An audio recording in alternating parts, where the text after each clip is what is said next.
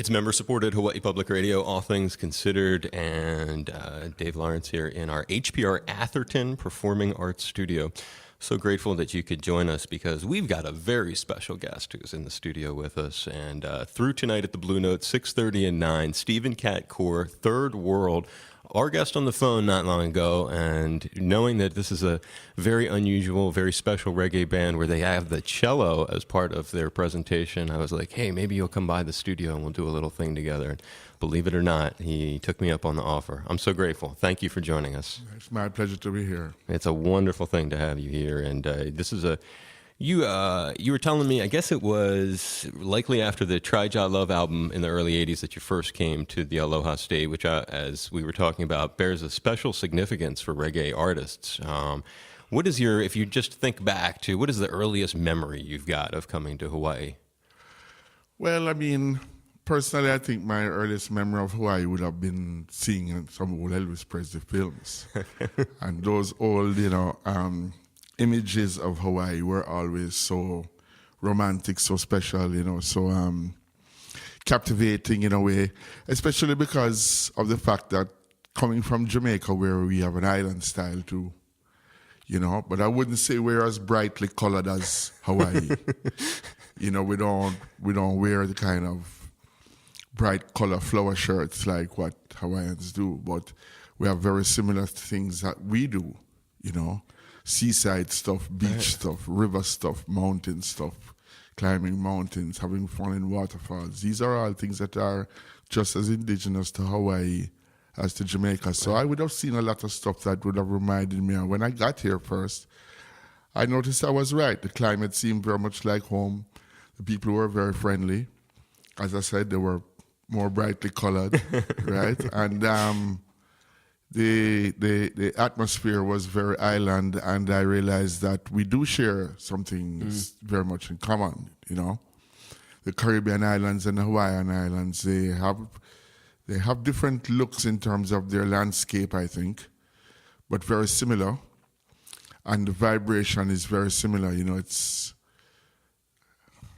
kind of hard to believe that you're in quote unquote America when you're here. It doesn't feel like it. You think of America, big cities, big highways, but it's great. And I had a lovely time when I came here first, I have to tell you. I really did. Was reggae as powerful then as is, that's another thing we talked about on the phone, is just the power of reggae in the islands is big. Was it that strong then, or do you remember? It's been a growing phenomenon. Growing thing, yeah. I mean, when I first came here, I think that one of the things that would have helped Third World was some of the music that we played was more crossover, more easy to be accepted from a wider audience at that time. So when you look at it now and you have so many Hawaiian reggae groups, and I can't go anywhere in Hawaii without hearing reggae. Every restaurant, where it's some kind of reggae, whether it is traditional reggae like the good old Third World or Dennis Brown or Gregory. Or local acts. Or it's Hawaiian music or Samoan reggae. Let me put it that way, an overall thing, which is very cool. And it's not that surprising to me to see that it caught has fire. Proliferated in this type of eras. Just what we're talking about a little while ago, the atmosphere, the vibration of everything lends itself to the music as well. One of the cool things for you is you've seen not only these changes in Hawaii, but when you came, you're the band that you are surrounded by is changed and evolved through the years. We were talking about, and in fact, the last time that we were physically in the same place, I had just spoken to Bunny Ruggs Clark. We were over at Kaka'ako Waterfront Park, and that's where you and I last ran into each other. It was several years ago. And now you're back. It's an evolution in the band. Adrian, we were just talking about, and you were talking about this, it's like you've been keeping this alive, and it's through the work of other people. As you said, it's not you on the marquee. You share it with the band. Right. And through the years, we've had to deal with not only two members leaving the band, but then we had a tragic loss of a keyboard player who died, who got shot at near to the Bob Marley statue by the stadium in Kingston. And then, we had another member who went to do his own thing. And then, of course, we had one band together that stayed together for a good length of time. And then well, of course, Ruggs died. So since AJ has been with us, who I introduced you to a little while ago, since AJ has been there now, we have had, I'd say, a far more settled kind of, band. But even before AJ was there, we had Norris and we had Maurice, who were there up until the time when Ruggs passed. So, we have been able to maintain Third World's, well, I'll have to say overall standard, which is what I was thinking about this morning. I was thinking to myself that Third World really have always been a band that they're out of the top draw, in terms of they're a class act and people, I think, conceive us that way. I think they really, and I think the Blue Note will be the kind of place that people will really like to see us in. It's intimate. You can get involved with what's happening. It's not out in some amusement park. Right. That's what I was going to say. You play all these different places, from a stadium gig to another kind of outdoor gig to a indoor, larger, like an arena, to a smaller, intimate with a club setting like this. And this isn't your only Blue Note, correct? You've done some of the other ones? Yeah, we've done some Blue Notes around the world. We've done the Blue Notes in Japan primarily, but we've also done Blue Note in... I'm pretty sure it's somewhere out in LA there or San Francisco or somewhere. Napa Valley. Primarily, the Blue Notes I've played have been in Japan. But in different cities, Osaka, Nagoya, Tokyo, of course. They had Blue Notes almost in every big Japanese. When we were big there. It's a world phenomenon that you've got. And it's so funny that you can be here in Hawaii where it's just gigantic, but yet all these other places we're talking, you get the open door treatment too. I mean, it's like you're welcomed everywhere. It's a very universal kind of message. And part of that that we were talking about, your latest music, when you talk about the current version of the band, a guy who's had a huge part of your life was Bob Marley. You speak so reverently about him, and yet one of his boys... You like my shirt? I love your shirt. I think it's great. I was watching you walking around taking pictures around the studio with it earlier at the station. And Damian producing with you now. We didn't really talk a lot about it, but if you can, dial back to when Damian first came into your life, because it must be a kind of one of those things you're like, I can't believe now this guy's in the producer seat. Yeah, well, I mean, yes, it has that side to it, but it's also a thing whereby Damian showed from very early as a kid where he was going to be ending up. You know what I mean? He really did. And you could see it in him. And you could tell that he wasn't going to be an easy customer. How old was this? How old was he when you were? Damian first showed them kind of stage presence for about 9 or 10 years old, and he was never afraid of the stage. When he came on stage, he was in charge. Very much like his little son Elijah right now, who is a trip. I don't know if you've seen him online, but he's a trip. But watching Damian come up through school and all of that, and wouldn't say either him or my son were tremendously academic, but they always had a lot of personality and a lot of natural smartness, which of course turned into being brilliant. What led when you naturally have a good IQ, you might not want to concentrate on stuff because you can flash through the schoolwork and get some minimal grades and go through. Right, you can be bored at school. Right, where other people work really, really diligently and hard, and their grades usually tend to be higher. Well, that's why I say, they were so naturally smart, and Damian right now, once he got to about 14, 15, he started to realize exactly where he wanted to go with his life. And he took it to a very, very high level. Very high level. He's one of the premier stars in the world right now. What made you get him on board to do the stuff? It was really a mutual thing. We had gone into the studio with him to do a version of 96 Degrees in the Shade, which we did. And the idea was, could we do another one, or where would we consider going from here? And he said what he'd really like to do is to do a whole album. So that's how the whole thing really started. But, it's been a few years. Well, we've been working on it. Right, that's what I was going to say. Yeah, but truthfully, I have to really say that the kind of energy that we have been able to achieve in terms of what we have on the tracks right now, it's been more than worth it, And as time goes on, people will realize that, because if people think that third world albums before are timeless. This one is absolutely timeless. Well, The songs are very strong, and production is very good. Damian has taken a lot of time over this stuff. And where do you record with him? L.A. or? at his studio down in Pinecrest in Miami, Okay. South Miami. So that's where it. And the other cats, have you ever? Man, he has a lot of children, huh? Have you gotten close to any of the other Marley children? Steve and I are really good friends too, and I think that Steve and Damian are probably the two tightest. You know, Steve, Damian, and Julian seem to move very tight. Ziggy lives a little far away, so he's not with them as much as. You know, but they're all super tight. They're super tight guys. They're really. I mean, yeah. Ziggy sat right in this where you're sitting playing for us in the studio, telling the stories, and when the thing with you and everyone who doesn't know your history may not realize it. And I don't know all of your history, but the fact that you have one of Bob's kids working on your latest music, and then you flash back all the way to the beginning, practically, and you were telling me how. If you can, paint the picture of how it worked. At an early age, you formed the Alley Cats, and then you would end up in Inner Circle and then Third World. But Bob, throughout this time, you played a crucial role in sometimes backing him and getting up close to him and being in a way that a lot of people may not realize. Yeah, well, not before I went into Inner Circle. When I went into Inner Circle, then That's when it started. That's when I really was with the big boys, you know. I mean, no pun intended here, but, Right. but that's when I got to be really with the big class of music in terms of what was happening. Alley Cats was a corner band, you know.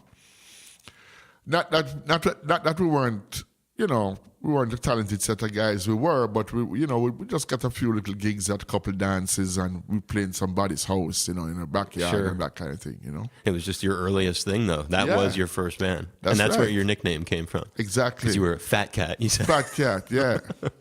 and then when I went into Inner Circle, the cat got even fatter, so it was even worse. And that's when Bob entered your life at that point. Yeah, well, I would have heard about Bob Marley before I actually experienced playing or seeing him. It wasn't like somebody came and said, hey, this next guy coming on is Bob Marley. I'd heard about him and heard his music. Up as far as I would say maybe Duppy Conqueror, maybe, up to then.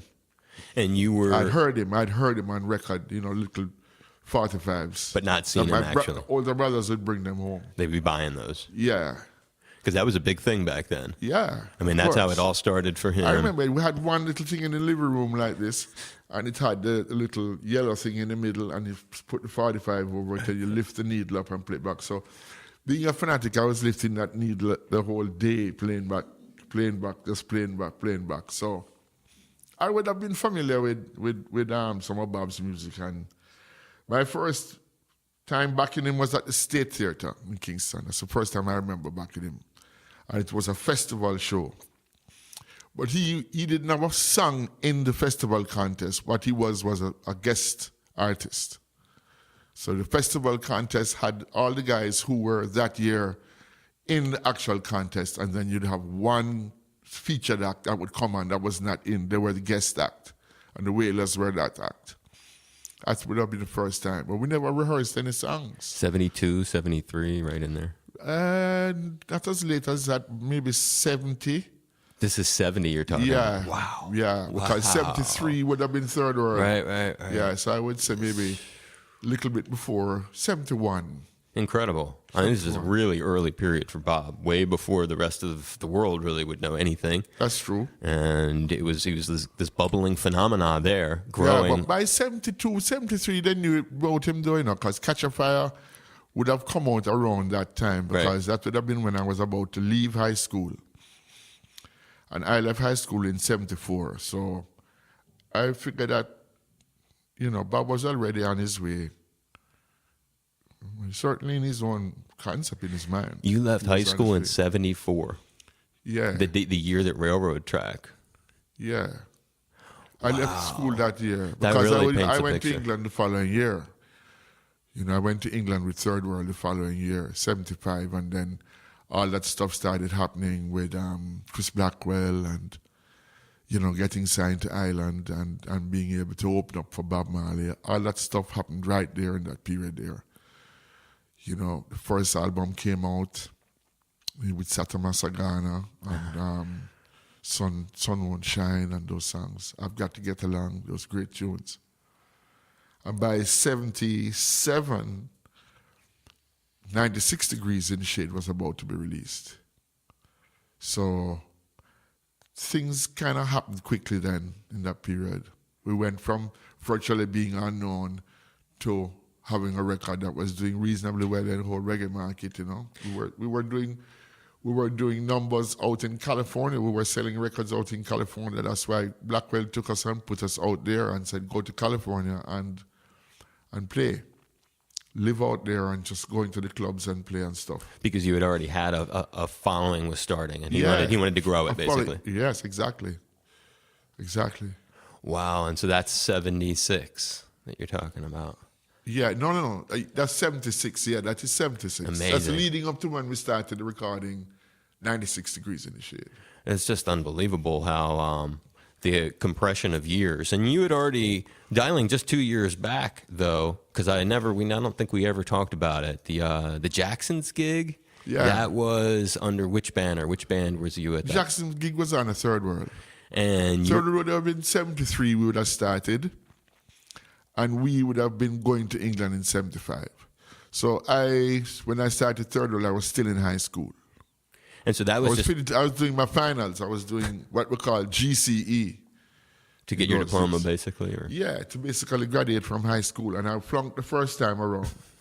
So you take X amount of subjects and you have to get like 5 or 6 of them to get the... To say you're graduating. You know what I mean? Well, I got 2.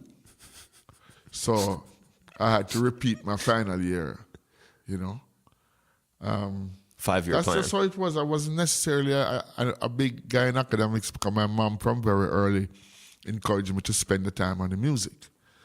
So... And that's so weird from a scholar, your mother and father, both scholars. Yeah. And that your mother, but a mother also, you know, obviously deeply into music, but realizing kind of putting both of those into one thing because of the influence of the Noel Foster Davis School. I mean, and your mom brought that into your life, correct? Seriously. The Noel Foster Davis thing is a critical part of my whole music thing.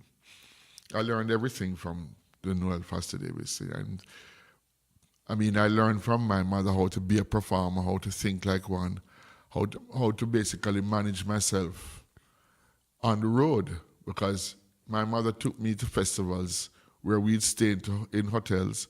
We'd have to be on time for the opening curtains, so you know how to dress to be on time somewhere, how important it is to be on time.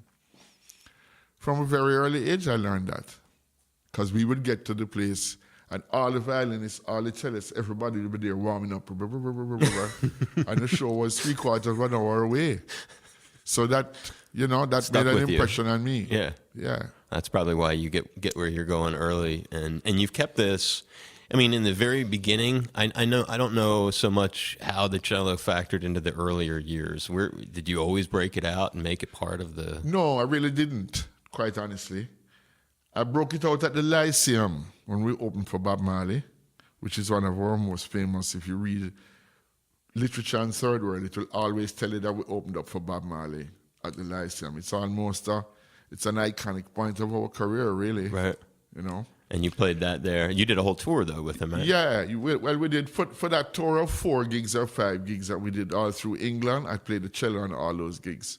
But I really had put it down for a while because it was frustrating. It was very hard to carry it because I was carrying the big one, right. You know. It was very hard to carry it. And also the electronics weren't that good. And I was playing with a very loud band. So electronically, I keep getting a lot of feedback, or the cello couldn't be heard and stuff. I just kind of lost interest for a little bit there, you know. What made you want to bring it back into the... Well, we went and we did a symphonic thing at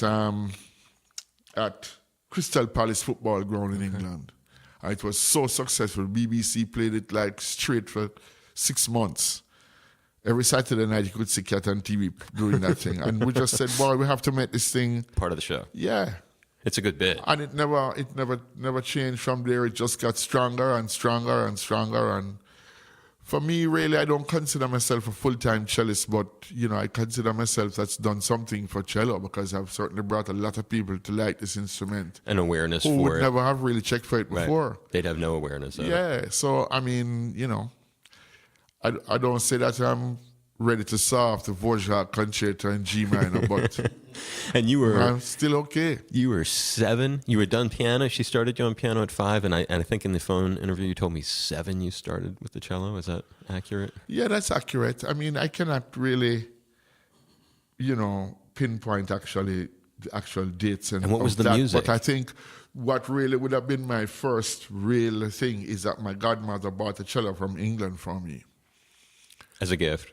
Yeah, she brought it back because I was showing interest in wanting music. to learn the cello, and they didn't have the size cello. I was all about this, so And how were you showing interest in a cello? What was drawing you to that? it was my mom playing the music at night. Okay. Before I went to bed, I listened to Casals all the time, and that was the one I liked. And she said, "Okay, let's try this one."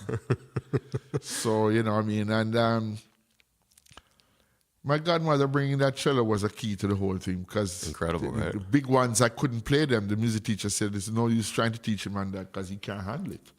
But she found a quarter size cello. So you have quarter size, half size, 3/4 size. She found a quarter, which was very rare. And the music that you And I were... played that for years. What were you playing? Classic, like... I played the Swan, you know, Sansan. I played Bach. I played some Mozart too. This is all before pop music arrived at like 12 or 13. Yeah. Incredible. Yeah, but I'd been hearing pop music all along, so Right. it had arrived in my mind. It had arrived, but Yeah, but it just hadn't arrived. onto the into your In my performance, fingers, yeah. right into your fingers. Yeah. That's a good way of putting it. Well, you do have it here. So Stephen Cat Coore, Third World. He's got this thing that's it's a very nice one too. I see this thing has probably gone all over the world with you to numerous gigs and places. What is it that you want to grace us with? Well, I was thinking that, like how I have on the Marley on here, I just play like a Bob? You know, yeah. Is that what you- One of my favorite songs is "Fly Away Home."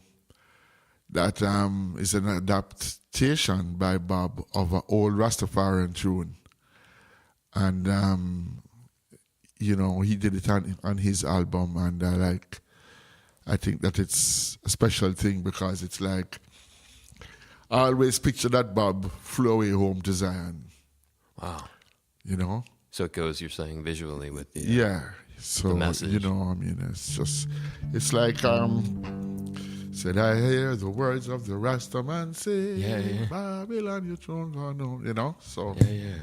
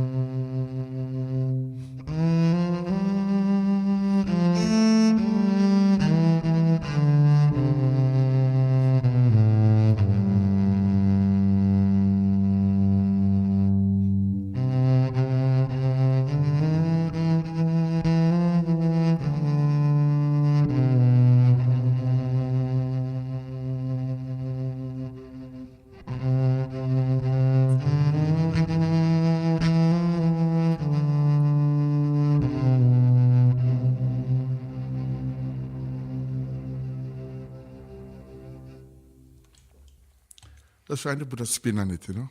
It's mesmerizing. It's Stephen Cat Coore from Third World. It's something that listeners here on All Things Considered would be completely mesmerized by, because you're here in our HPR Atherton Performing Arts Studio and in the islands where Third World probably is pretty well known as a reggae phenomenon. You bring the reggae, but bringing it on to the cello. It's really a special thing, man. Did he, when you were talking about that story before you played it, of when you played this opening for him, did he comment at all to you about you playing the cello at his concerts when you're... No, I don't think so, because I don't think... You talked about Bob, right? I don't think Bob even arrived at the theater in time to see us, you know. Okay, so he never got to I don't groove think on any of this. I'm quite sure he heard that, you know, we gave a good account of ourselves, but I don't think that he would necessarily have been able to see a lot of what we did.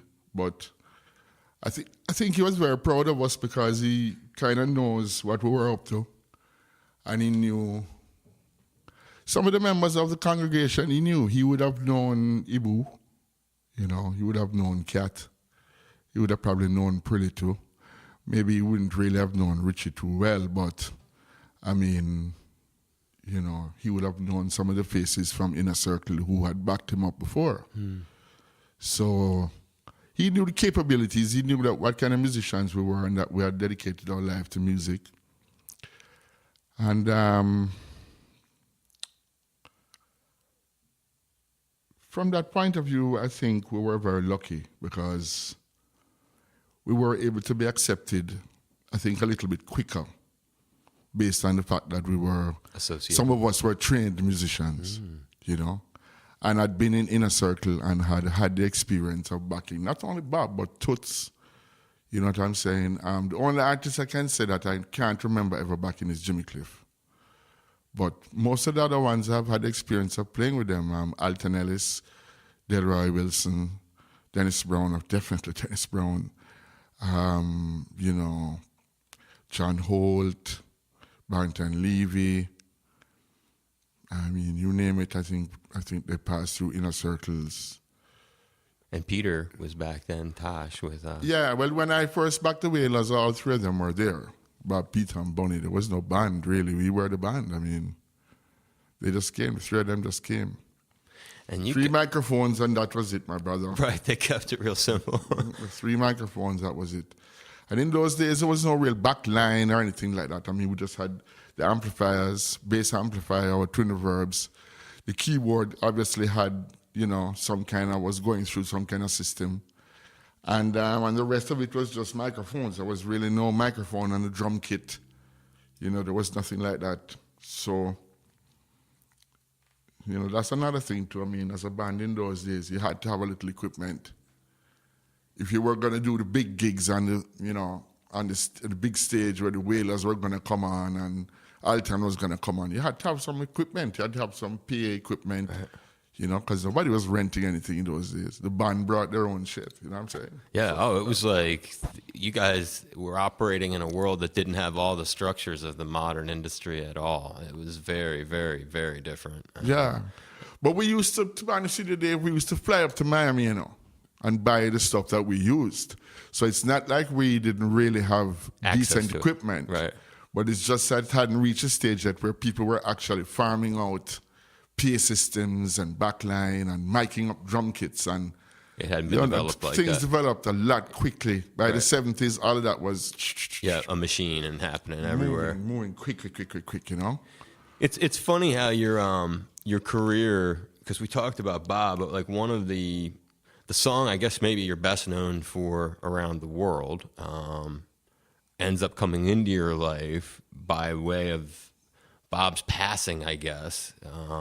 When you think about Try Jah Love, and I think about like getting to like your association with Stevie, and that really happened just after he died, huh? That this came into your life.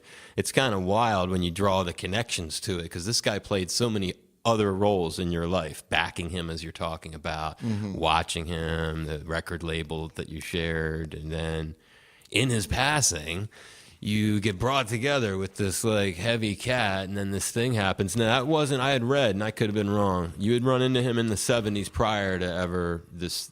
Yeah. So like 76, you had, what was that? Did you open for him or?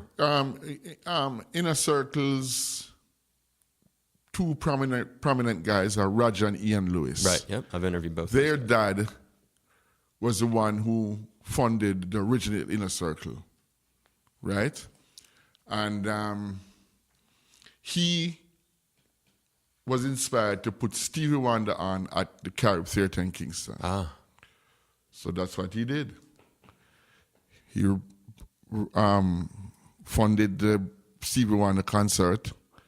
He lost a lot of money, but what he did was he did 3 shows a day for 3 days. He should never have done that. He should have just done 2 shows, a Friday night and a Saturday night. He'd have sold out. He'd have cut his money by half. You know what I'm saying? He wouldn't have lost on it. Yeah. He dug too deep. But that's where we ran into Stevie first. You opened? But we were opening for him, so... Incredible. Yeah. 76. Yep. And then you don't run into him again until just after... No, not 76. I thought it was a... No, man. Opening for Stevie was 1971, man. Whoa. Yeah. I hadn't started Third World yet. I played again with Stevie with Third World at the Dream concert with Stevie Wonder, Bob Marley, and Third World. That was at the National Stadium. And that's the 76 one? That's the 76 one. Okay, so you played with him there. Yeah. Wow, so you had already... Played with him in the 60s too. Played with him in 1972, 71. Played with him at Carib Theatre. So you played with him when you opened for him, you played with him too? Yeah. Were you his backing band? No, we didn't. He brought his own orchestra and everything, but, you know, just in passing between each other and stuff. We had a little jam here, little Right, jam and here. he loved reggae. Yeah. And he had... And he was, From that time, from the very first time he came, he was very, very into the whole vibration and what was happening with reggae music. Boogie on Reggae Woman. Yeah, And well, that was absolutely. early. That was a real early reference of it Yep. in Western Exactly. culture. Actually, now I'm drawing it because now I just wanted to paint the picture you're doing out of like what came. So you had a lot of exposure to him, is what you're really saying. Yeah. Prior to Both of them would have been, if I was asked how would I grade influences in my life, I would say that Stevie Wonder, Bob Marley, and Carlos Santana would have been the 3. Wow. Who really, in terms of my pop life, you know? Helped shape you. Yeah, for real. I mean, I had greatest love for Dennis Brown, and I think that Dennis Brown has influenced every single Jamaican reggae singer. Everyone. So I would have him up there in that iconic stuff too, but I think the 3 that would have influenced me the most would have been Carlos, Stevie, and Bob. And Carlos... Just by sheer magnitude of the fact, well, I am a guitar player, so Yeah. Carlos had a huge influence on me. And a big, big, big one too. When I first heard Black Magic Woman and stuff, I said, yeah, this is it. This is a cat. This is a boy.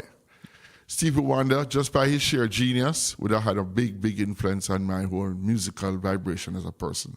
And then, of course, what we've been talking about the whole time, the Bob Marley thing. The crossover sound too that you've had with the R&B and kind of from the beginning, that helps flesh out some of how he influenced you there too. Did you ever you play with Carlos ever? Yeah. You have? Yeah, man. On more than one occasion I played with Carlos. Played with him in Atlanta at the House of Blues. Played with him on a Cinemax special down in Jamaica. I played with Carlos. All these cats, it's amazing. And the relationship with Stevie, did you maintain a relationship with him through the years? Yeah, we did. We did make a good relationship with him. Basically, we lived with him when we did that album, you know. We lived right there in Los Angeles. We spent months there going into the studio with him. I wouldn't say he's the easiest guy to work with, but it's understandable, you know. He's demanding. Yeah, no, not demanding, but he's just like, his clock don't work like anybody else's clock, because he's not dealing with night and day. Right. Yeah, he's not dealing with night and day. He's dealing with his own. That's a good way of looking at it. Yeah. That's a great way of looking at it. What's going to be next for you? You got the record coming out as we go to wrap it up. You're a fantastic storyteller. I could keep you all day. I mean, I really, really am grateful for you accepting my offer to come down here with this wonderful instrument. What's going to be next that you people should keep an eye out? The record? What do you want to leave people in the record mainly. And, I just wanted to say that within this last period of time, we lost our percussionist, Carrot Jarrett. And, you know, it just goes to show that the music is timeless, but the human beings are not. So, you know, my thing would be to all the listeners to, wherever you can, try to get out and see live music. Not just third world, but live music anywhere it is, because it's probably the most precious way of seeing art. You know, either live music or a play or, you know. I mean, if your thing is if you're into paintings and that's what you're into, see as much of them as you can, because you really want to be in touch with it while either you are here or while the person that you're seeing is here. You know, look at Aretha Franklin, we lost her too. So I never got to see her.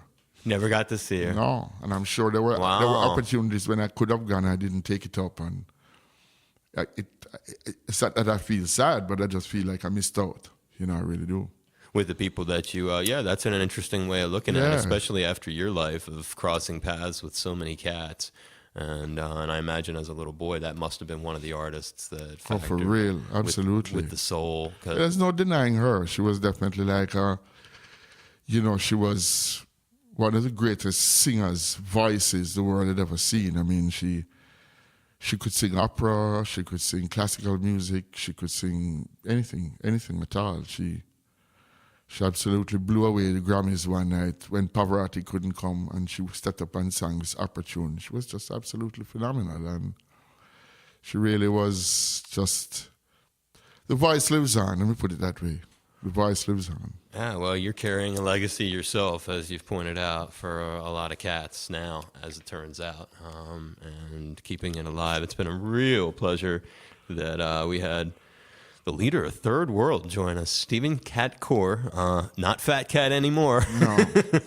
Not a fat cat at all. In our HPR Atherton Performing Arts Studio on All Things Considered. You ever hear that show, All Things Considered? I've heard about the show. You've heard about it. Well, now you've been on it. Good, and I hear it's a big show. So you have fun today? Yeah, man, I had a lot of fun, and I hope you guys will pass by later on and come and check us out. For sure. Thank you, my brother. I appreciate it. God bless.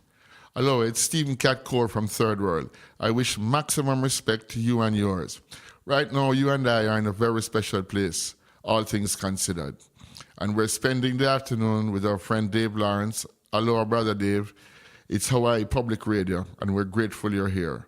But we need your help. This non-profit radio station relies on support from people who listen, like you. Please become a member today at the level you can afford. Here's how. And I thank you for giving us a helping hand.